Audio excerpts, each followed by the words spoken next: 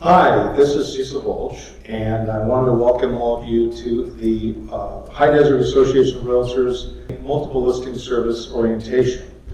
So for some of you, you may be already members of other associations or other multiple listing services, but we do have some unique things, so appreciate it. Well, maybe you'll learn something today anyway. So first of all, I'm going to introduce myself. My name is Cecil Bulge. I am the chairman of the Multiple Listing Service Committee. I'm also the past president of the association. My phone number is 760-912-8904. I give you that phone number because if you have some sort of a thing that you're not getting resolved at the association level, I would encourage you to always call staff first. They have the provisions to take care of most things, and if there's something that goes beyond their tenure or their purvey, you can call me. But I'm a busy working broker. So my email address is cecil@goldstream.com. I've been a realtor since 1999. I was the 2011 and the 2019 president of this association. I've been the MLS committee chair 3 different times besides this time. And I was the treasurer of the association from 2016 to 2017, actually while this building was being built. And I'm the local candidate resource committee chair. I have been a car director since 2010, which means I guess get to travel frequently, not so much lately though. And I've been on many different committees and so on throughout the association. So I think the message I would say to anybody who's getting involved in real estate, if you're brand new, is get involved. I mean, obviously we're a volunteer-run organization. We believe that if we run our own business and kind of keeps the state out of it, so that'd be a good thing. All right, talk about our agenda for today. The purpose and authority of the multiple listing service first. High Desert Association of Realtors Multiple Listing Service basics. What we're going to go over today is basic. It's not going to be, there's a lot of nuance that you're not going to get today. We have additional training that you can get, and also encourage you to work with your broker or your mentor where you're working to help you with a lot of this, especially if you're brand new. We're talking about the lock boxes and keys to access property. We're also talking about how to enter a listing, how to set up searches, and using the mapping technology that's available in the multiple listing service. We're going to talk about rules and regulations in the multiple listing service. Now, basically, again, we're going to cover the big stuff here, but there's lots of guidelines. This is a business that is big on accuracy. Information is done inaccurately. It affects a lot of people, including those that are trying to sell a property cooperating with you. We're going to talk about some violations and some of the penalties. Again, we don't want your money. We don't want to have violations, but we want you to just follow the rules. And so we'll cover that. Talk about how to do auto prospecting, and obviously questions and answers will probably have to be done remotely because obviously we're working remotely here today. And because of the COVID virus, we're also working with Zoom meetings and everything. So it's interesting doing an orientation. I've done this, I can't tell you how many times. The first time I'm sitting in an empty room talking to myself. So hopefully you're learning something as we go along. Okay, first of all, I'll talk about the authority for the multiple listing service. I'm going to read this because this has been put together by attorneys, and it says it's important to read this. The High Desert Association may maintain for the use of licensed real estate brokers and salesperson and licensed and certified appraisers a multiple listing service which shall be subject to the bylaws of the Association of Realtors, and such rules and regulations may be herein adopted by the board of the High Desert Association of Realtors. So basically, the multiple listing committee doesn't make any decisions. They make decisions, they make recommendations to the board of directors. The board of directors makes all the decisions. Okay, the multiple listing service is just a definition of it, and how multiple listing service, this and everyone across the country works, is it's a means by which authorized MLS broker participants establish legal relationships with other participants by making a blanket, unilateral, contractual offer of compensation and cooperation with other broker participants. I say that kind of carefully because if you're a salesperson in here and you're working for a broker, all the listings that you put into the multiple listing service don't belong to you, they belong to your broker.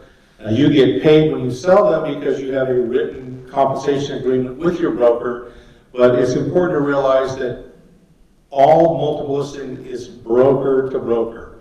So unless you are a broker, your broker is the one that actually, when I offer to pay compensation in a listing that I have, I'm offering to pay the other broker. And what you get paid as a salesperson is determined by your compensation agreement with your broker. All right? Next thing we talk about participants and subscribers. Participants are managing brokers or the broker of record, and they're the one legally responsible, and also the appraisers. Subscribers would be broker associates, salespeople, and or appraisers that are not the head appraiser of the company. Cost of membership. Obviously, the multiple listing service is probably one of the biggest bargains for a very, very important business tool that we have. Your dues are billed quarterly directly to the agent. They're $33 a month or $99 per quarter, and they're due on the 20th of the month in the third month of the quarter. So when you pay a quarter in advance. You'll have to have the bill paid by the 20th of the month before the new quarter starts. So let's say we're in July now. So the next bill will come out in July, August, September. It'll come out in September, and you have to pay the bill for October, November, and December by September 20th. And of course, if it's after the September 20th when you pay, then it'll be a $25 late fee. And if it's not paid by the 1st of September, then you get to pay another $25 because your account will be suspended for non-payment. Now, what I'd suggest, if you have a challenge keeping track of bills, is just give a credit card to the service when you set it up, and it'll automatically just be billed every quarter, and you don't have to worry about it. So, again, it's $1 a day, basically, for the access to the multiple listing service. Your membership includes a lot of different things. The first thing we're going to put on this list is it includes Find. Find is a great resource where you can literally look up information about every property anywhere in the United States, which is a pretty cool setup. It includes List Hub. It includes multiple MLS Push. And what that does is it automatically, when you're on the multiple listing service looking at a listing, there's a little button in there that says Write an Offer. You push that button, and it automatically opens up the zip form file that you've pre-programmed in there. Your zip form account comes up, and it fills in all the information automatically right from the listing. That's push. We have MLS Connect, so you can do it the opposite way. So if you're in zip forms getting ready to write up an offer, all you do in there then is go and enter the listing number, and it pulls all the information, the address, the other brokers involved, etc. It pulls it all into the zip form for you automatically. A very great tool. It saves a lot of time and effort. We have RDesk and RDocs. RDocs, let me talk about that real briefly. Obviously, keeping records is really important in our business. There's statutory limits on how long you need to keep copies of everything, and your clients love it when you have copies that are securely stored. RDocs is a place where you can not automatically, you have to put it in there, but it'll keep the records for 7 years. Now, in my company, once the transaction closes, all the information gets transmitted into RDocs, and we actually have access to every piece of paper from every transaction, everything, every signature, we even record all of the emails that's transponded. So if you ever have, hopefully you never do, but if you ever have a legal situation where they subpoena your email, you have to be able to produce it. This is a great way of recording all that information. And think about it, come January after somebody moved, and most people, their stuff's packed, they lost their records of their closing statement and everything, and you can be a real hero to them by coming in January, sending a little letter, congratulations, I thought you may need this. And we send a copy out of the closing statement to every client who bought a house or sold a house with us last year. And that goes out in January, so when they redo their taxes, they have the information that they need, because they always need those for their taxes. The membership includes Rate My Agent, Realist, and I'm not going to take time to go through each one of these. Realist is great. It's a a place to pull all the title records up for a property, who's owned it, how long they've owned it, what kind of mortgages are on there. It also lets you know if there's any foreclosure activity, if there's been a notice of default file or anything like that, it'll show up in there. It'll also tell you whether it's in a trust or not. That's all part of the record there. It's important to know this stuff when you're working with a listing or if you're writing an offer. There's Regal Gateway. Again, it's more data information. It kind of tracks who's getting divorced and that kind of thing. It's useful. Most of the services are free, but there's paid parts of it as well.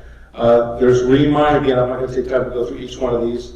RPR is it's a realtor's property resource, which allows you, again, to put a very comprehensive report together for buyers or seller on a property. You've got title toolbox.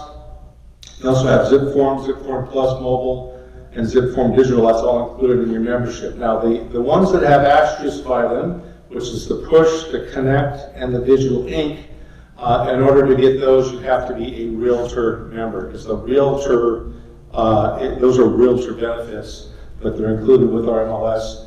And if you're not a realtor member, those will not be automatically available to you. You'll have to pay extra for that. Most people who are part of our subscribe to our service are realtors anyway. So, all right, we have reciprocal agreements. Let me talk about those. CRMLS is the big dog here in Southern California, kind of all over the state, I guess. But CRMLS, we have a data share with CRMLS, which means that we can see all their listings and they can see all of our listings. And when you pull up a listing in our service, it'll pull up all of them from CRMLS, as well as all the ones that were entered into the local multiple listing service. And that way, when it says they're going to pay you whatever percentage they agree to pay you or with the dollar amount, that is protected. Now, the High Desert Association, that's not a reciprocal agreement, that is simply a data share. High Desert Association only reciprocate with iTech MLS, which is in Glendale, and it is a direct link on the multiple listing service. You click on that link and you can see all their listings in our service as well. Now your key is basically your phone. So all of the systems now use a cell phone. Your cell phone is programmed so it'll be able to open up all the boxes from our reciprocal as well as our data share with CRMLS. And so if you're looking for something that's not in one of those two, then you can simply use Find. You can still find, which is a Realtor.com company, and it's a Realtor.com product, I say, and Realtor.com itself. You can, again, look up almost anything in the country is available to you in just a few seconds. Now, the coverage area, I'm not going to take time, you're not going to see this anywhere on the screen, but CRMLS has a lot of area. They have about, I think, 30,000 agents that are subscribing to that. So, but this lists all the cities. When you get your printout, when you sign up, it'll give you all this information as well. I can't really show it on here. Now, this you can see a little bit, which is the coverage area, and you'll see the data share. When you go onto their service, it'll give you the ability to see their coverage area as well. Now, here's the thing about the multiple listing service, and it's really the most effective tool available to real estate professionals and realtors to list property. Obviously, when people say they're going to sell their own property, I go, great, how many full-page ads can you afford in the LA Times? Because you think about this is syndicated out to all kinds of places. We want to get a big audience. Whenever you have a big audience, you have a lot better chance of selling property for the highest value because you're exposing it to the broadest marketplace. So it's a great tool for that. It's a great tool when you're trying to establish the price of the property. Accurate information is put into the multiple listing service, and you can then go in there and find comparables and establish value on a property for both when you write an offer and also when you are in the process of taking the listing to make sure you price the property properly. And of course, as you know, appraisers also use those comparables they have access to the multiple listing service, so they can see what the values are. That's why it's important to put the information in accurately. You sell a house today, tomorrow, an appraiser may need that comparable to make somebody else's loan work. So just be prompt with that. Now, it's a great place to sell property as well as lease homes, land, income property, commercial.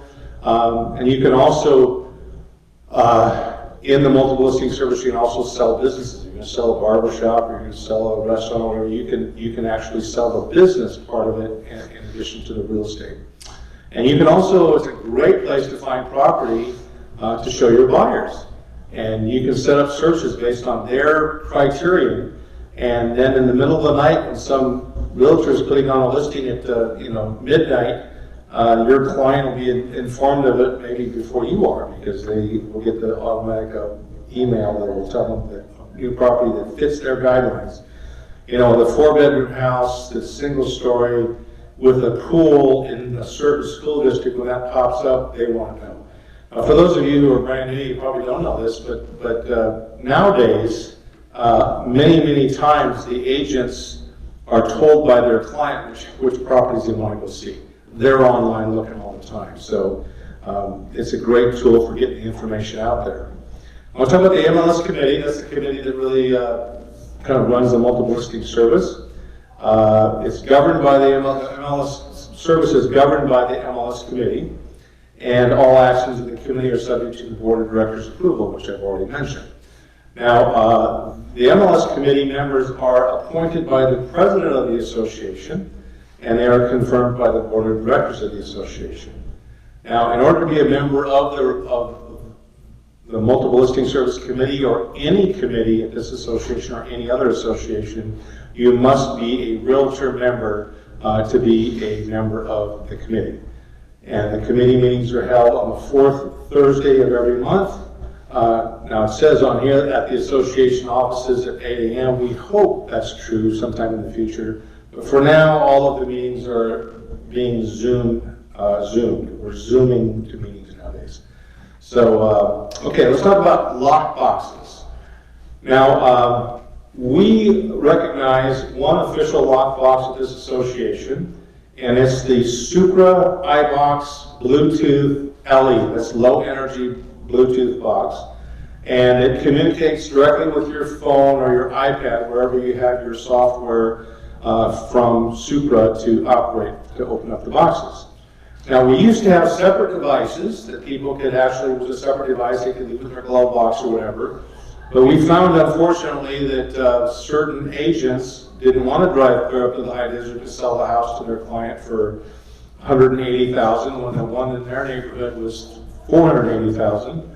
And so, unfortunately, they would loan that key out to unlicensed, unauthorized users.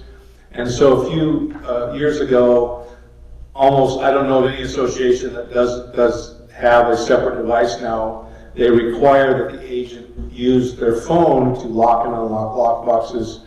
And we have found magically that very few agents are going to loan out their phone to a client for several hours while they go up to the high desert to look at property. So it's Bluetooth basically. You have to have a signed agreement to operate the boxes, to buy the boxes. You cannot, you're actually not buying the boxes, you're really just renting them until we replace them with a new model. The operation that comes standard within their hours of operations are programmed default to 7 a.m. to 9 p.m. And that's standard time. So if we're on daylight savings time, you have to kind of compensate for that when you're programming it. Now these boxes can be programmed to whatever time that you want. If you have a client that say wants to sleep in on Sunday or Saturday, they can have the box not open until 10 a.m. on those days. Weekdays, if you choose 1 hour for every, you can't program each day.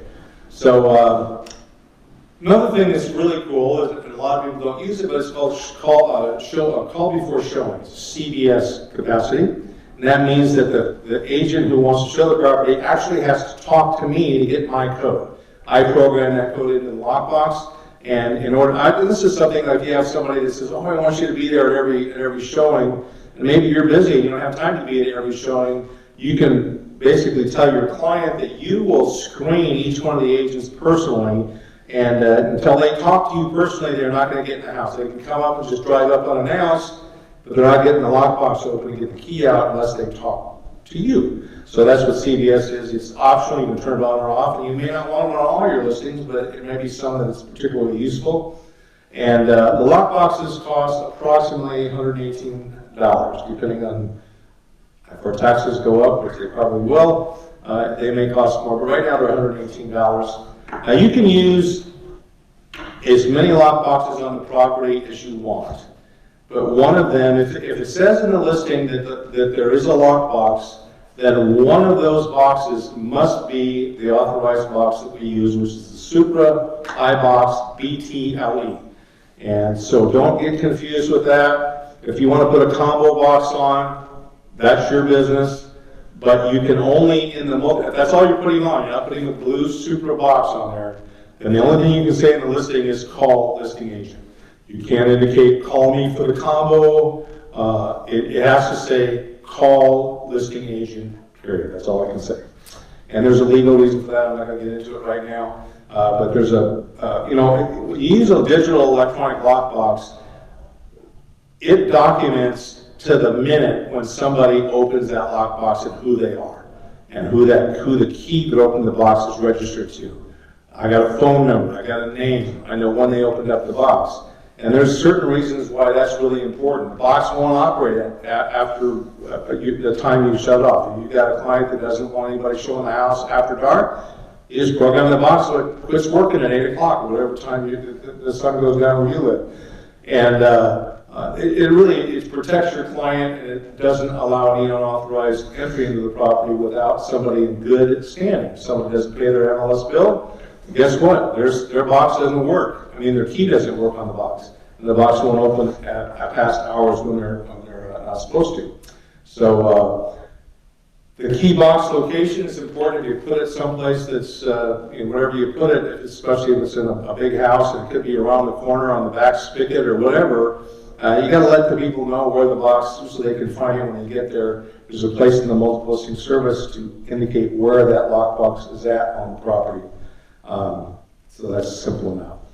Okay, the e-key. The e-key is what is the software that goes into your iPhone or your iPad. I don't know too many people that actually put it on their iPad, but you could. Now it syncs up daily automatically, so you don't have to call in or anything. It automatically syncs to today's, so it'll operate. It has to sync in every day. So if you're someplace where there's no cell service, you have to make sure you get into somewhere where there is cell service so you can actually open up lockboxes. It serves as your Supra lockbox key opener. Now you can, I use the Secret e-key Basic, which is I don't need to pull up listings and everything on my phone through the multiple listing service. But it can have an agent roster. It registers all my I know all my lockboxes are right in the application. So if I'm looking for a lockbox, I just go in there and it tells me where it's at, what listing it's on. It could be your day planner, it could be your calculator. Those are all things that you can use there. And the client roster you can sync from your phone directly to your personal computer. And the cost of the e-key is $17.11 per month. And that's for your e-key Basic, that's the one I have. Or it's $23.35 for the e-key Professional, which includes the other stuff we talked about. All right, entering a listing. Now, for existing residential properties, you can start with the county search records. I think we have a slide on that as well. Or the APN, which is the assessor's parcel number. I would encourage you to, if you know the APN number, put that in. Otherwise, put the address in. It'll look up the APN. Now, once you have that entered and it finds it in the system, then you can just click on an auto-fill button, and it'll take all the information: number of bedrooms, number of baths, square footage of the house, square footage of the land, all automatically. It loads it into the listing. Now, again, believe it or not, county records aren't perfect. So there's times when you're going to have to look at that information and go, man, I know there's 5 bedrooms in this house, and according to this paperwork that I just loaded on the multiple listing service, it says there's only 3. Now that would prompt 2 things. First of all, if the county records are wrong, you probably want to work with your client to get those corrected. but it also may put a little alarm in your mind and go, well, I wonder if all that stuff's permitted that I saw. It looked great, but is it actually a permitted space? So I would encourage you to double check that, because you are responsible as the person who enters the information in the multiple listing service that it is accurately put in. And obviously, the other people who are using the multiple listing service are depending on you spending a little time and working to make sure that it is accurate. So I encourage you to do that. This is a screen you can see here that it shows the property type, which would be, and then you just go search county records, and then you look up everything directly on there. Now, once you have the listing in, and hopefully you've been to the property so you know where it's at, you're also responsible for putting the pin on the map to make sure that it is actually showing where the property physically is at. Now, this is a whole map of the United States, and obviously you need to zoom into whatever town you're in, whatever block you're on, what street, and make sure that the system, very high percentage of the time, I would say over 95% of the time, it puts the pin exactly on the parcel accurately. But there's some anomalies that require you to manually place the pin, and I would encourage you to make sure that the pin is, especially if it's land, you need to know where the property is physically at, so somebody can actually decide to go look at it. Now I don't know why it's even required that we tell you this, but you need to have at least one picture of the property that displays the front of the listed property for all categories, including you need to have it for land. Everything needs to have a picture. And I would encourage you to take good pictures. If you don't know how to take them, hire somebody. There's a whole lot of good photographers that can help you take good pictures of your property.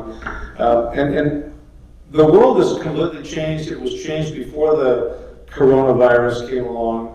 But people are looking for property online. If you have lousy pictures, you're not going to get as many quality buyers to come see your property that you're listing as if you have good quality pictures. So encourage you to get good quality pictures. Now, again, item 2 on here says pictures must be posted within 3 days of the property being listed. Now, I don't know why in the world anybody would put a property for sale up on the multiple listing service without having good quality pictures in the first day it hits the market.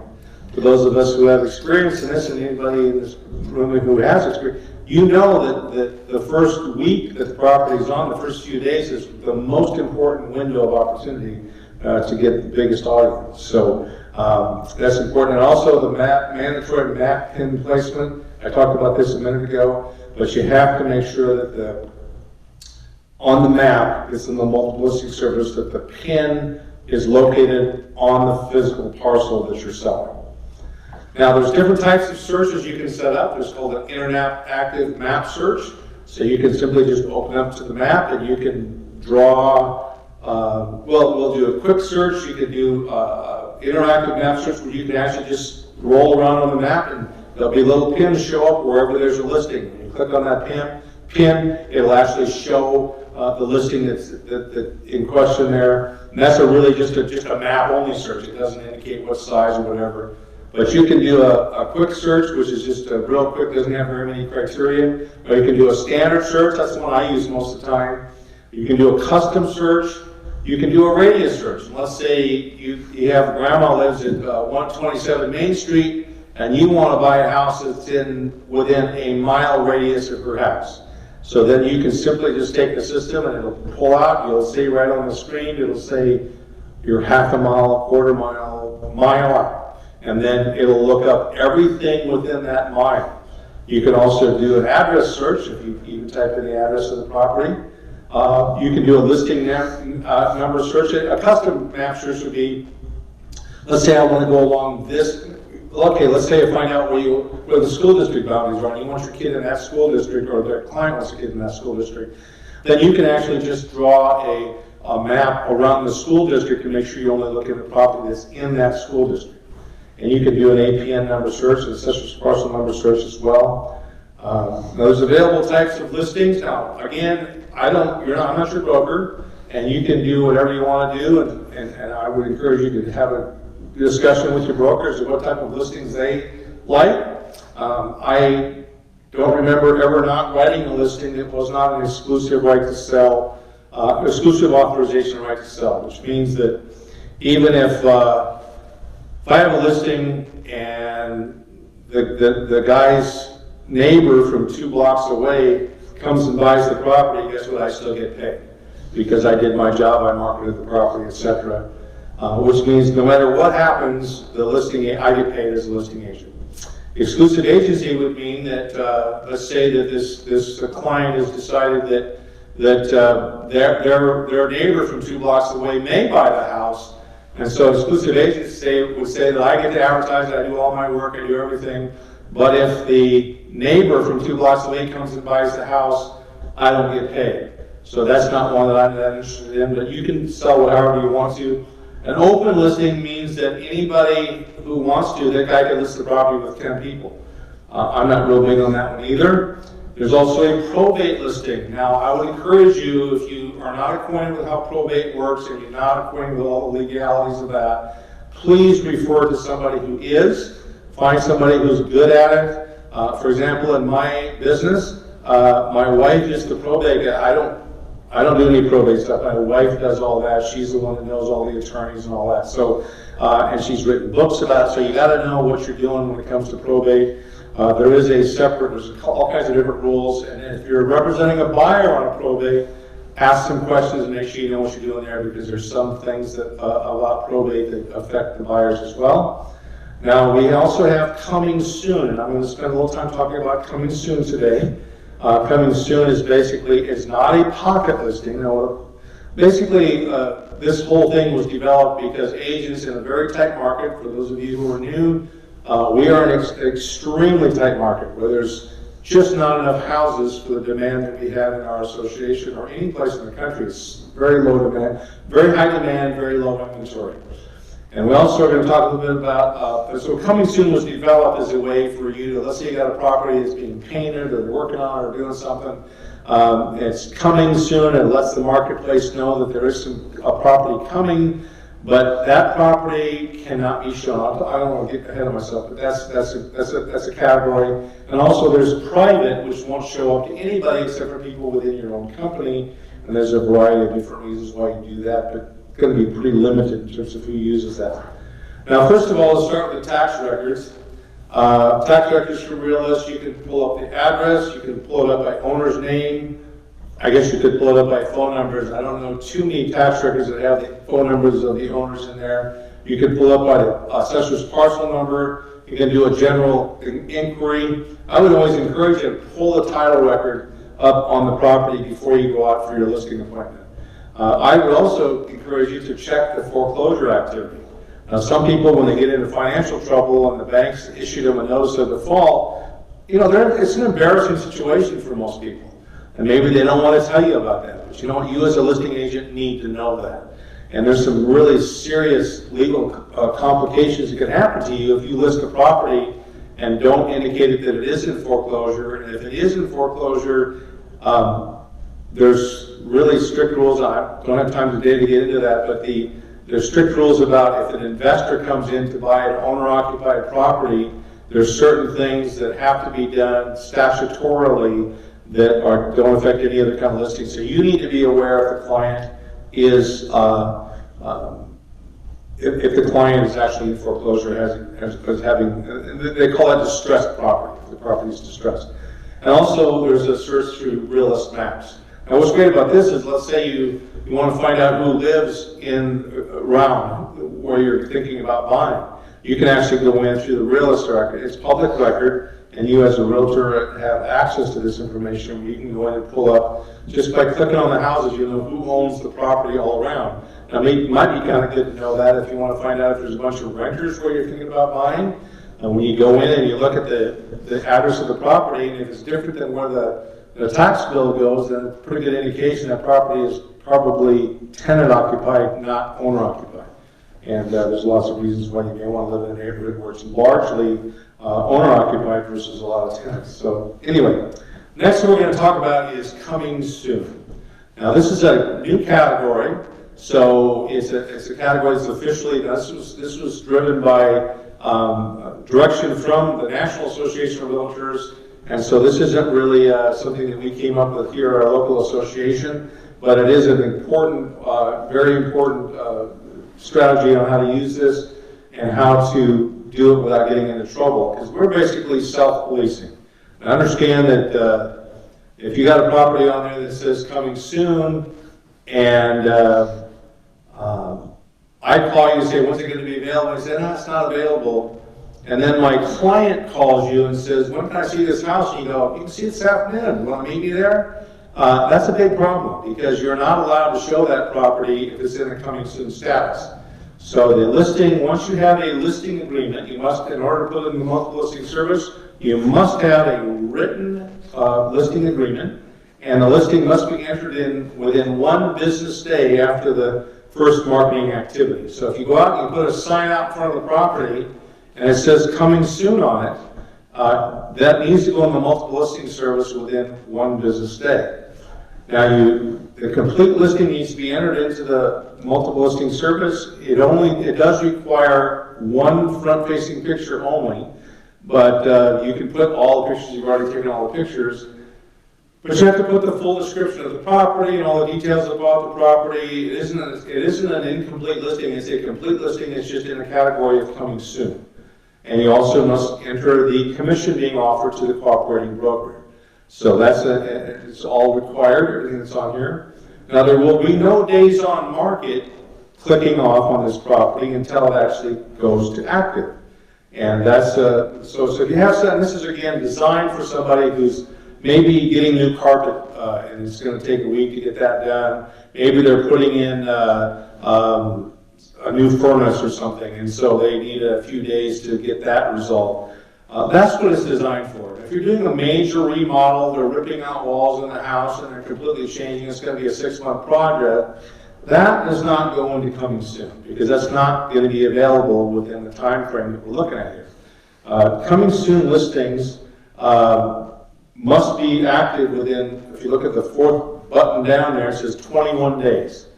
So you're allowed to market coming soon. You can market with a sign, you can put Facebook ads, social media, you can put flyers in front of the property, you can send out emails to all your clients letting them know that it's coming, you can print print ads, you can do, but all of this social media, all the advertising must indicate that it's coming soon. And obviously there's some limited distribution through the multiple listing service. There's, I don't know, IDX, I'll get to that in a minute. There is no IDX and there's no RETS feeds, so it doesn't go out to a lot of the major players. It's coming soon. Now there's a 21-day maximum on this. So basically you enter the listing in, and 21 days later it flips from coming soon to active. And that's not optional, it's just, it happens automatically. Now if the property's ready, all the carpet's in, the furnace is in, whatever you're doing, it's completed before 21 days, you can always go in and make it active. Now that's the key thing here though, is once it goes active, it can't go back to coming soon. Once it's active, that's a one-way trip. It doesn't go back the other way. And so, when you enter the listing, originally it has to say first showing date, and that's the date it's going live. It's going to go active. And there's no showings and obviously no open houses for anybody right now, but we will someday go back to having open houses, but you can't do open houses on coming soon property. No one can see the property, no physical inspections of the property until it's actually active. All right? Now, coming soon continued. If you have a blind offer, now that just means that somebody wants to write an offer on the property having not seen the interior, that's called a blind offer. And the seller can accept one of those when it's in a coming soon status. And now, what happens is if they do accept that, then you have to go in, change it to active. It has to go active before it can go pending. So those are the steps there. It doesn't go from coming soon to pending. It goes coming soon to active to pending, and then of course, or to backup. Let's say, for example, you got an offer from somebody who is in the process of selling their house, and they like your house that you're selling, so they could write an offer subject to them selling yours. That would be probably a place where you'd put it as a backup. It means you're under contract, but you're accepting backup offers. And so if something happens to the people that you agreed to sell it to, and their house doesn't sell, or their escrow falls apart on the house they're selling to buy your listing, then at least you have a backup plan. That's why they call it backup. So now in coming soon status, it's not my listing, but I know that you have a listing that's coming soon in the neighborhood my client's looking. I can actually send that coming soon listing to my client too. I'm allowed to do that. So the people that can see the coming soon listings are all the subscribers for the High Desert Association Multiple Listing Service, and also all the CRMLS data share, so everybody in CRMLS can see it as well. So that's a pretty cool thing. Now we're going to talk about private listings. This is, I think, is going to be a very limited application, but there could be times when you need to have a private listing. A private listing, let's say for example that you have maybe a law enforcement officer or somebody who's in the witness protection program, some reason why they don't want their property to be advertised. There's reasons, again, very limited, but I should mention that the SCLM, which is the name of the paperwork that needs to be filed and submitted to the association, indicating that you have a listing, but it's being withheld from all advertising.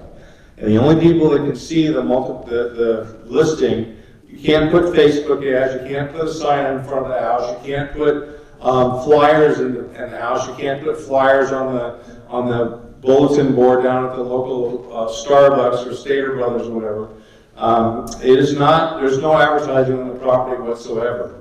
And it basically, the only people you can market it to is your existing clients as the broker. So you can send a single email to a single client of a private listing, but you can't send an email out that's got 10 names on it with the same message.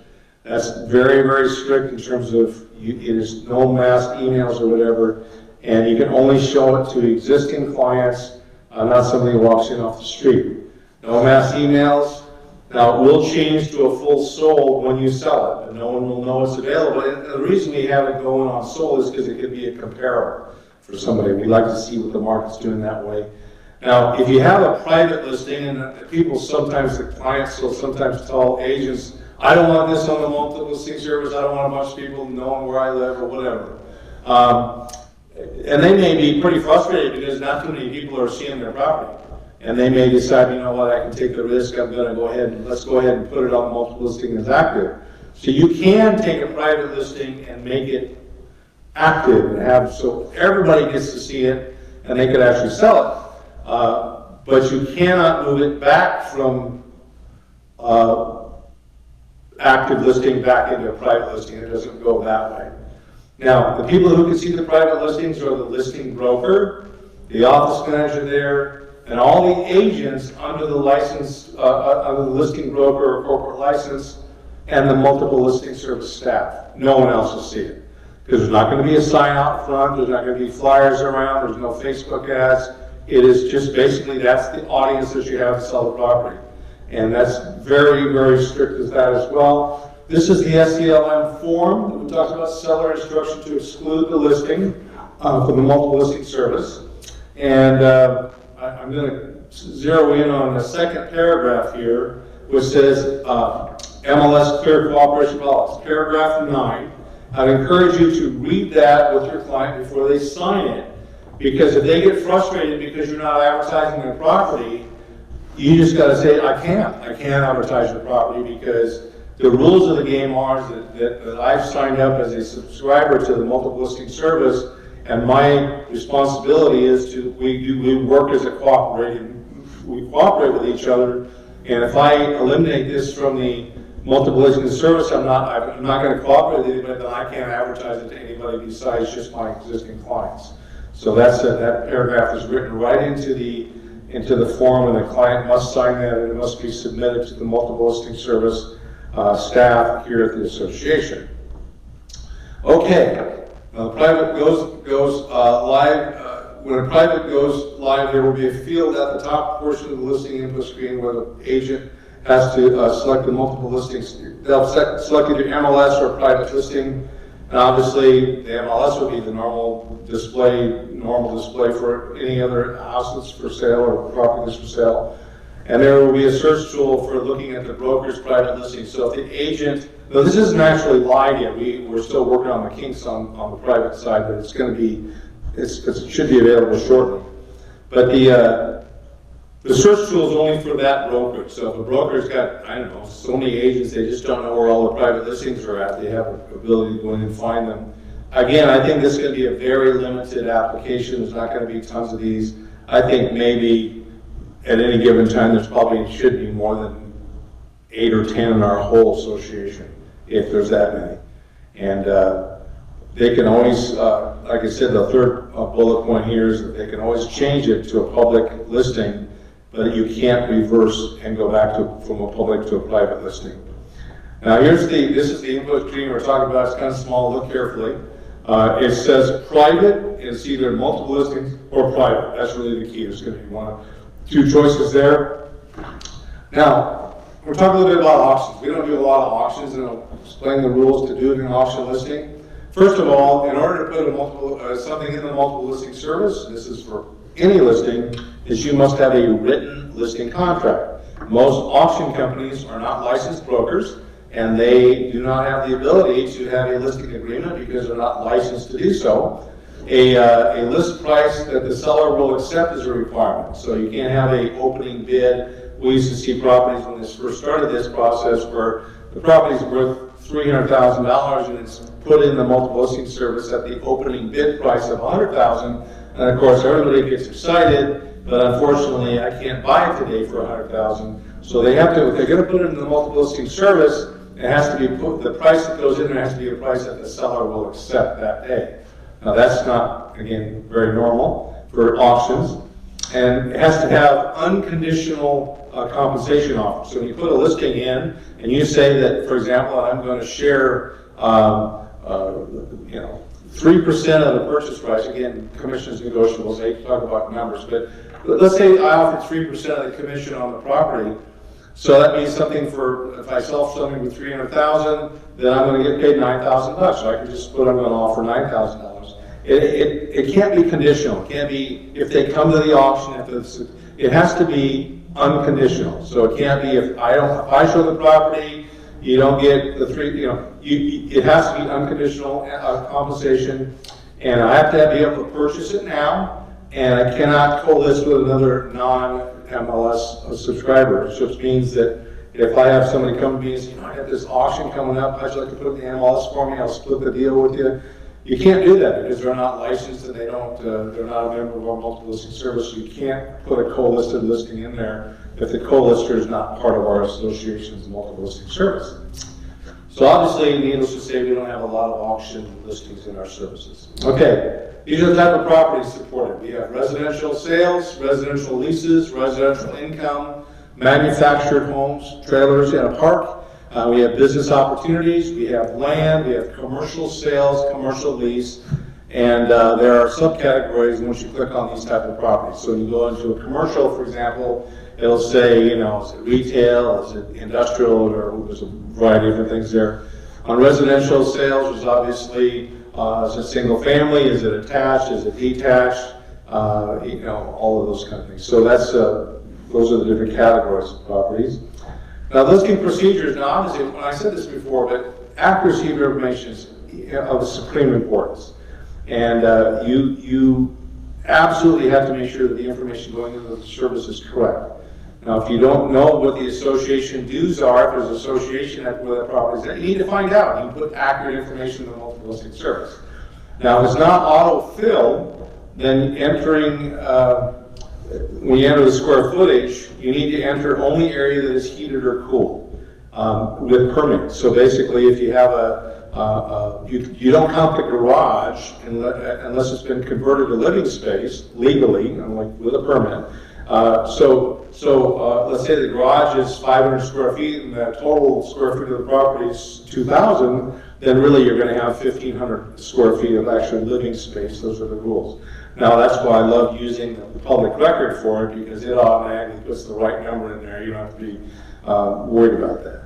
Now, it's the responsibility of the broker and the agent to make sure this information is correct.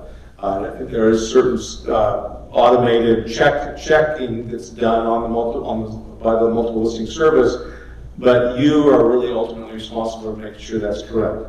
Now, you can't have unconditional or non-discriminatory compensation must be offered.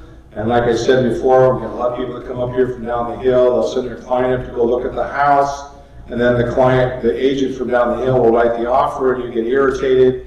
Unfortunately, there's not much you can do about that because you've offered unconditional compensation. So it says that an offer, you got to pay whoever wrote the offer.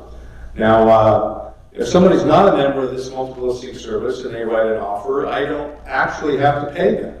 Now, there's not too many agents that I wouldn't pay. I probably wouldn't pay them, but legally I do not have to pay them unless they've produced a separate compensation agreement, which is if they don't have membership here, because I'm offering a unilateral offer of compensation to any other participating in this association, or in the CRMLS, which is a cooperating association with a data share there. So obviously, if you're not a member of this association, you still want to get paid. That's separate paperwork. That does not go on the purchase offer.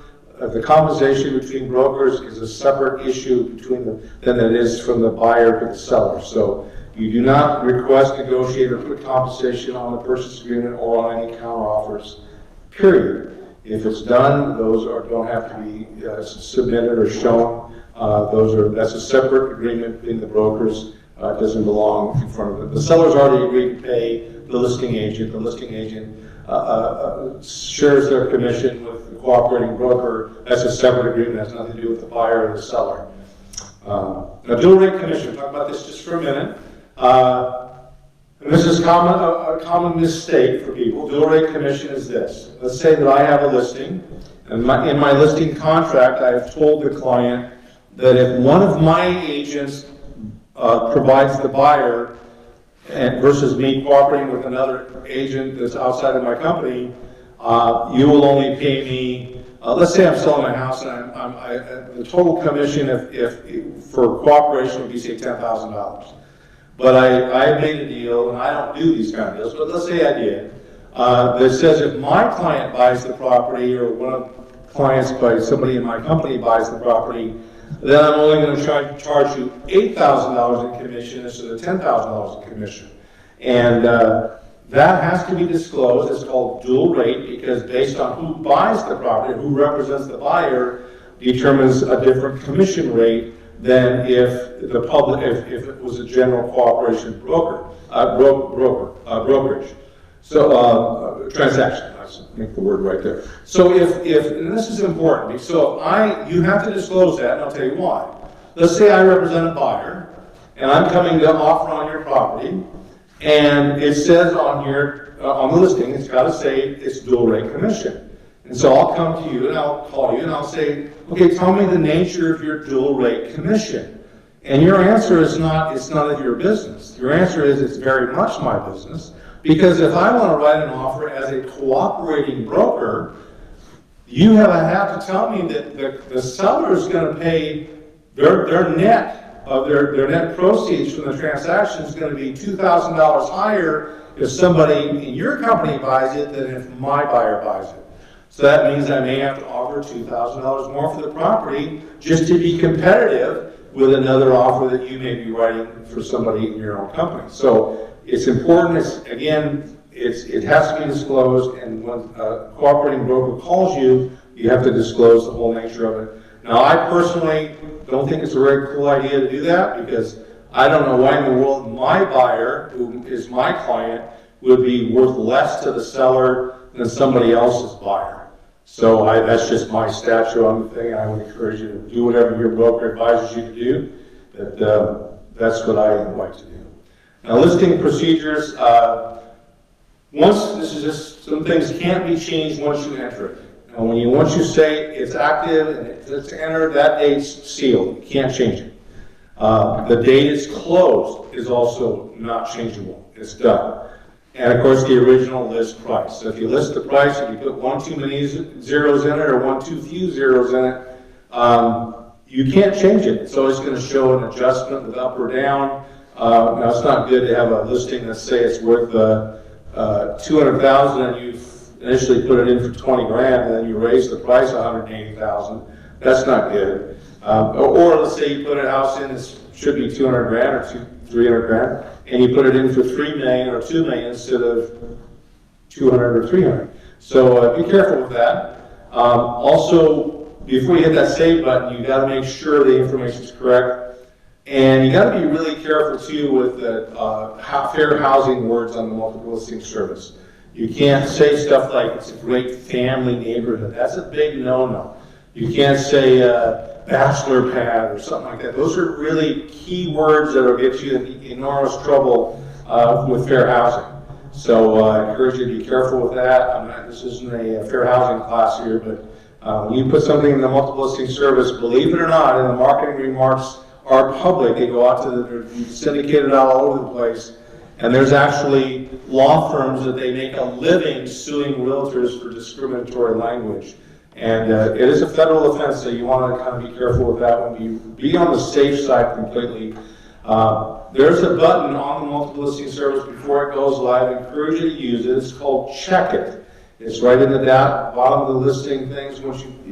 Before you say the listing is complete, do a check it, and it'll go through it. It'll look at your language, and it'll actually check if you've got something incorrect in there, give you an opportunity to correct it before. It's better to do it there than it is in front of a judge, in my opinion. So, all right, interactive map search. If you pull up a map and you can zoom in or out, that you can see all the different listings. Now, if you see numbers on there, that means under that one little button, there's like 4 houses. If it says 4, if it says 2, there's 2, etc. So that's a way of looking for property, just using the multiple listing service there. Now you have the rules and regulations. There is a button here. It's on down there. It says rules and regulations. Now I'm not going to cover all those today. Obviously we don't have enough time for that. But you are responsible for knowing all of those. I encourage you to get that printed out, take it with you, make sure you know what the rules are so you don't have a problem. Now let's talk about some violations. Again, we don't really want to have violations, but bottom line is if we didn't have rules, if the cops never wrote tickets for speeding, would everybody just obey the rules automatically? Probably not. So it's the same thing with this. Certain guidelines are imperative. Active listing without a valid listing agreement. You have to have a written agreement. We don't ask you for that, but if you're challenged on it, you have to be able to produce a written agreement. You can't put this duplicate listings in by the same agent. In other words, there is one exception to that. You have to put it in, you can't put it in, you can put it in as available for sale, and it also can go in as available for lease, if that's the case. Those are the only exception when you could have two listings under the same category. So you can't put it in as residential and then put it in as commercial, because it's either one or the other, how you market it there. Now you have to have all listings need to be entered into the system within 48 hours of them going active. And it is acceptable to withhold the listing from a multiple listing service where they sign. I already went through that form, that SELM form. It must be signed by the seller and delivered to our the association staff. And you can also have the listing signed. It's just the start date could be later. Let's say they're doing repairs or something, and they've agreed that you're going to be their agent, but they can sign it, and then maybe 30 days before it actually goes into effect. You can do that as well. Let's see, the property listed by anonymous, you can't put it in the multiple listing service if you don't personally have the listing contract, okay? MLS license, late reporting of sale. I can't tell you if a house is sold, you've already accepted an offer, please let the MLS know it immediately, because clients will find it online showing active, and if it's already under contract, it's a waste of everybody's time. Inaccurate selling information is also a violation. If you sold the house for $220, you can't report that you sold it for $250. They're going to find out anyway. It's going to go to the public records what it actually sold for. Inaccurate status, if it's active, it's active. It means you don't have any offers that you've accepted. It's an active listing. Once you've accepted an offer, it can be one of two things. It could be a backup, or it could be a contingent it could be backup or contingent. And that's really very simple. If you're working through disclosures and you're doing your inspections, that house is not active. You've already sold it. Now, it's not completed yet, but it isn't. My client can't come along and buy it. You've already written an acceptance on that for somebody, so it needs to go either backup, contingent, or pending once there's a contract. And of course, once it's sold, then it's sold, and you report how much it's sold for, and all the details of that, what sort of concessions were made, and so on. And of course, it's important to get those done quickly so they're not wasting people's time as well. Again, it's important for appraisers, they need current, accurate stuff. Now, you also need to put it and make sure it's a complete, you can't put in accurate addresses. And this is commonly done in some of the areas where somebody wants a house maybe in Oak Hills, or they want to advertise it as being in Oak Hills, but it's really in Baldy Mesa. Okay, guess what? When I drive out there, I'm going to figure out it's in Baldy Mesa, it's not in Oak Hills. So please just put the complete address. Sometimes people play around with the zip codes and everything else. You're not allowed to do that. It's inaccurate, and you're responsible for keeping it accurate. You can't put phone numbers, email addresses, etc., in the multiple listing service this isn't a place to track. It's strictly about marketing the property. There's other ways of marketing you and how great your company is and how great you are, but you must not put any of that stuff in the marketing remarks about the property, because those listings get sent. I pull up listings and I go, oh, this is good for my client. It gets sent to my client. I don't want your email address in there. You're not allowed to put them in there. You can't put hyperlinks or web addresses in there. You can't put agents, assistants, co-listings, or names of anybody else in there. Those are in the marketing remarks, is strictly describing the property. Now, incorrect marks and entries are called accepting backup offers. I looked at one this morning. I pushed the button on it. It said active, and then down underneath in the agent-only remarks it said we're accepting backup offers. That's not an active property. You've already accepted an offer, and that person got a violation this morning.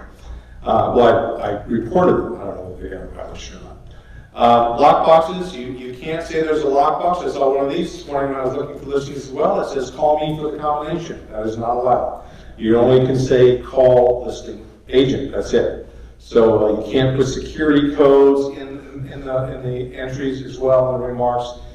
These are for agent only remarks. So obviously you wouldn't put the security or combos in the public remarks, but you're not allowed to do that either. It's called call me for information is the key. You don't want that stuff sitting out there. Fair housing language, talk about that. It could be, especially in our environment today, very, very sensitive subject to be very careful. Discriminatory compensation language is not allowed. Conditional or no compensation offered is not allowed. You got to put the accurate APN. It should be all 13 digits of San Bernardino County. Some of the title reports they skip the last 4 zeros, but they're not always last 4 zeros. So you're always supposed to put those in accurately. Same thing with the city, the zip code, etc. It has to be all accurate. Now, this is important as well. Something kind of recently has been some lawsuits started around this. When the listing expires or when it's canceled, there's a variety of reasons why that happens, or it's withdrawn. You, as another agent, you can't go, oh, I found this on the multiple listing service, it's now withdrawn, I'm going to go attack these people, and they get 100 phone calls from strangers. You're not allowed, that's not a place, and I know there's seminars out there that teach you how to get expired listings. You cannot use the information in the multiple listing service to initiate contact with owners that are canceled, expired, or withdrawn. And that's basically a NAR rule, because there's been some legal things happening around that. And you don't want to be the test case for this. Now, understand too that withdrawn listings are still under contract with the listing broker. Let's say, for example, somebody got really sick or something happened and they needed to withdraw the listing because they can't sell it. That person who has the listing still has a contract. So you can't go in there and take a listing anyway. So if you get a new listing and the existing status and the multiple listing service is withdrawn, you need to get a copy from the seller of an executed cancellation from the seller showing that it has been canceled. So that would be a big problem for you if you didn't do that. Now, reporting violations, there is a data checker that automatically checks for errors, and it may send you a violation automatically. Sometimes it's not completely accurate, but you need to, I would encourage you to use that check it button to make sure. And if you find something that looks strange, you may want to contact the listing agent and say, this doesn't look right, can you please explain it, or get it fixed. And if they don't, then obviously you can report them as a violation. Now the easiest way is when you're looking at the listing up at the upper right-hand side of the screen, it says report listing violation. You just push that button, and please take a minute to indicate to the staff what you think the violation is. Don't make them just guess. You gotta put that in there. You can send an email to MLS Violations. And if you do receive a violation, you think it's not valid, you can respond to the email, explain it. Jackie's the one who does these most of the time on our staff here. So I encourage you to talk to the staff if you think it's wrong. I've gotten one before, and I thought that's not right. And I was right, and so they took the thing away. So always investigate before you make a judgment on something. Things aren't always what they seem, and sometimes we just get lucky. A little picture to show you here. You can see this guy, he just crashed his car, and he made it clear over here somehow. And you can see he mowed something down, it's over here. So, so you're having a bad day, and of course, remember that that's where the truck was at, and it could have been way worse. So that really doesn't have anything to do with real estate. I just like the picture, so I encourage you to do that. Okay, if you get violations here, there's tier 1, tier 2, tier 3. Obviously, there's, I'm not going to, in your rules and regulations, tell you what those are. The first offense on all of them, you get a warning letter. After that, the fines go up. First offense on the tier 1 is $250. Third and subsequent problems are $500 each. Maximum of $15,000 per item, so be careful with that. Tier 2 is, again, warning letter, but the offense is a little more egregious, so it's $500, and the second and third and subsequent are $1,000 a piece. Again, $15,000 maximum. It's funny why you wouldn't just fix it after letter number 1. I remember sitting on a grievance panel here, and the person had violations. They were told not to do it, and they did it. And I called, I was the one I reported. I wasn't on the panel, I was just a witness to the panel. And, you know, they left here paying several $1,000s, which was totally needless. I don't know why they did that. But anyway, first offense, a warning letter. Second one on the tier 3, these are pretty bad things. $750. One of the big ones is third and fourth, a $1,500 fine. One of the great big ones we used to have a problem with is people loaning their key. That was up to a $15,000 fine for doing that, because, you know, the person who has a key is licensed, they've been vetted by the state, they're not a felon, they're not, you know, there's things that they check you out when you get a license. When you loan it to somebody, you're just avoiding all that safety. So be very careful with this, and again, real easy. Internet access to our listings, the public can go in and look at listings at either one of those sites there, and of course they're going to be finding them on realtor.com or whatever. Real quick on IDX. IDX is the Internet Data Exchange. I, as a listing broker, can advertise your listing on my website using IDX with your permission. And it will give attribution to you. It'll say ABC Company or whatever, but I can actually mail it out, send it out, email to my clients, or have them go on my site and look and find all the listings, including yours, that will say give attribution to the listing broker itself. Auto prospecting is when you just go in, like I said, set up parameters. I can go in and find the information as they need it. Well, the system will find it and it'll send it to your client automatically. Or you could have it sent directly to you. That's what I choose to do, and then I review it to make sure it's actually the right thing, and then I pass it on to my client, but it does it completely automatically while you're sleeping, perhaps. Okay, reminders. We have a contract. We're cooperating with one another, with participants and subscribers, to share listings and to pay commissions to each other. The listing contract plays to the listing broker only. And the listing broker then decides how much they want to share. It's a unilateral offer of compensation. And again, it's negotiated outside of the listing of the purchase agreement. It has nothing to do with the purchase agreement. That's between the buyer and the seller. The seller has agreed to pay the listing broker. The listing broker decides how they're going to share that commission with a cooperating broker. All right? Again, I mentioned this, but agents do not have to pay commission to non-H-Star or CRMLS brokers. It's not required, but most of them would request on a compensation agreement, broker compensation agreement. They would get paid most of the time. You can't negotiate compensation. I already talked about that. Dual rate, can explain that as well. And that's the end of our presentation. Thank you all for listening. And my name and number at the beginning of this, so if you have something you don't understand, first of all, check with staff. If they don't have the answers, then the last resort, you can call me. Hope you learned something. Have a great day.